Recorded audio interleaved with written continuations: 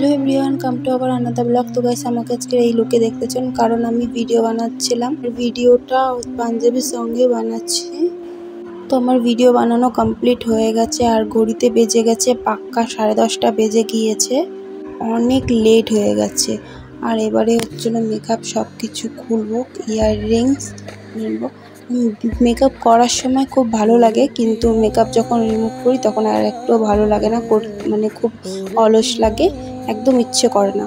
তো আমি চেঞ্জ করে নিয়েছি। তো আপনাদেরকে একটা জিনিস দেখাচ্ছি, আমি যখন ভিডিও করি তখন আমার ঘরের অবস্থা এরকম হয়ে থাকে, একদম পুরো কাচরা হয়ে যায়। তো আপনাদের কার কার বাড়িতে এরকম, যখন আপনারা ভিডিও বানান তো বলবেন যে কার কার বাড়িতে এরকম হয়।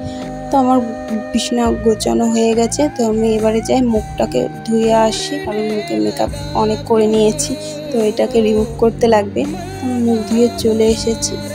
আর চোখের নিচে হচ্ছিলো কাজলটা রয়ে গেছে, সেটা উঠেনি, অনেক ড্রাগ করে দিয়েছিলাম তার জন্য উঠেনি। তো ভিডিওটা আজকের এতটুকুই ছিল।